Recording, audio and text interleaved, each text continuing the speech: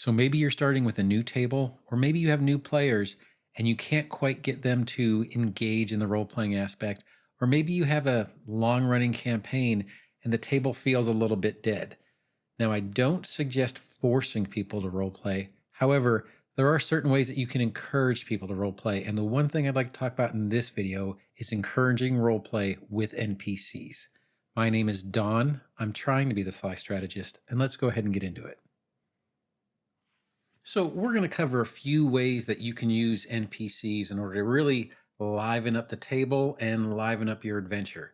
One of the first things I'd like to say is you could have your NPCs have their own goals, have their own beliefs, have their own backgrounds, kind of tied into what the players are. You should know what your players' backgrounds are, and you should know what their stories are. So I would suggest maybe having an NPC vibe with them a little bit. If you have something as superficial as a player who likes fuzzy things, they like cute things, and I actually have a character that does that. Well, you could have one of your NPCs share that same feeling or share that same desire in order to be around them, or maybe they have a cute pet. This could be something that you can do in order to bring someone to the table as far as role playing goes. You can also use an NPC that shares that PC's belief. Maybe they came from the same town. Maybe they share the same deity. There are various things you can do in order to tie an NPC, especially an important NPC, into that particular character's desires, beliefs, or motivations, and then use that in order to try to encourage the player to role play. But once again, don't force the role play if they don't want to do it. So tying into that, we could say, don't push your players to role play in situations that don't necessarily require it. Let's say you have a group of players that need some information or needs to find a location or more information about an item that they discovered. So they're going to go to an inn in order to do that kind of thing. There are plenty of NPCs in that inn. There are things that they can do. You don't have to make the initial thing such a long, drawn out process. If they're going to go to the bar and order a drink, ordering the drink doesn't have to take 15 to 20 minutes. That isn't what they're there to do. And you are kind of countering their motivation on why they're there. They're there to talk to the people, not necessarily the bartender. Maybe the bartender is the source of information, and that's fine. Then bring it up. That would be the reason why you would make that particular thing the role-playing element. But if they're there to talk to a shady guy that's sitting in a booth in the corner, all dark and mysterious, then don't make them spend 20 minutes getting 4 ales and 1 for the dark shady guy in the corner. Kind of keep what you role play to the point and don't force an awkward conversation that just doesn't matter at all to the story. Another thing you can do is you can have, especially if you're in a town setting or that they continually come back to the same area, make sure those NPCs stick. Make sure that you bring an NPC maybe that they particularly vibed with.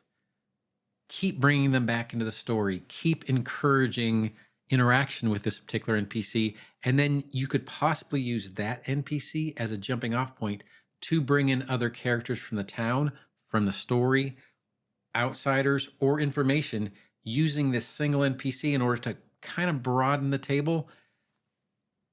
So don't just have an encounter where the person walks into town and someone they've never heard of before is like, hey, you're the adventurers I've heard so much about. Please tell me for the next 45 minutes of this particular session what exactly you've done so far. That would be a little bit overwhelming or boring for your players. But if they have a single NPC that they generally tend to key on, we'll keep bringing that character back and allow them to center their role-playing sessions and their interactions with that person and let that person introduce more things into the story. If it doesn't necessarily make sense to you, in other words, let's say you've planned your town and you plan for them to have the baker be the main character of the town, and that was the one NPC, and they just don't seem to get along.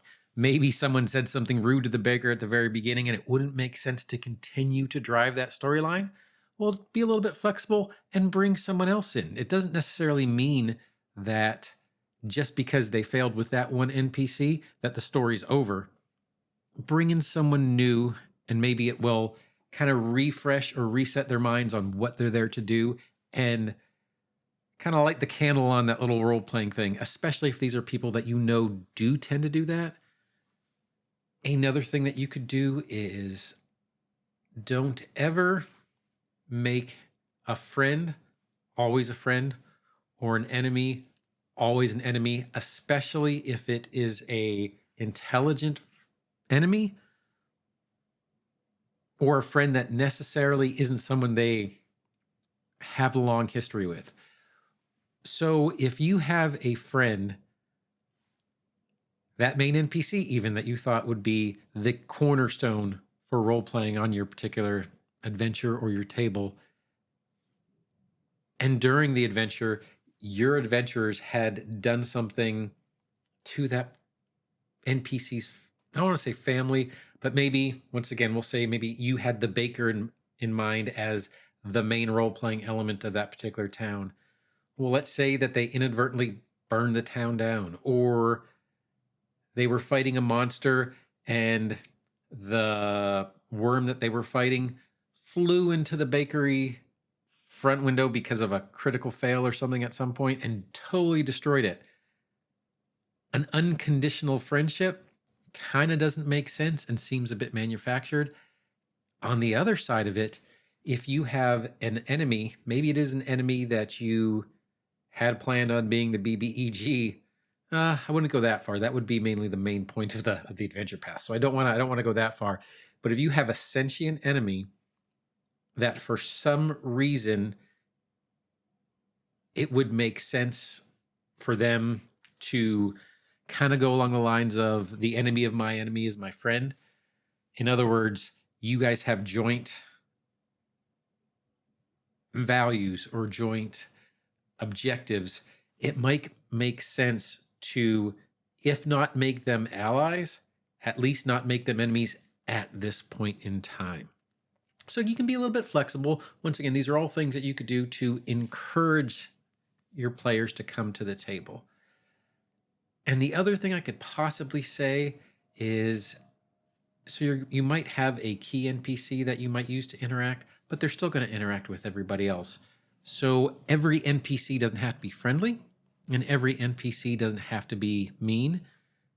And that also applies to the individuals within the party. Maybe the baker NPC has a crush on the fighter. Maybe the druid that you keep going to doesn't like the rogue. Allow the individual emotions towards each individual player kind of vary a little bit, and that way it makes the NPCs a little bit more real and a little bit more like they're individuals as opposed to a railroading plot device. So remember, NPCs in your story are there to help you bring your players to the table for role-playing. If your players don't want to role-play, don't force the issue. At that point, no one's kind of having fun.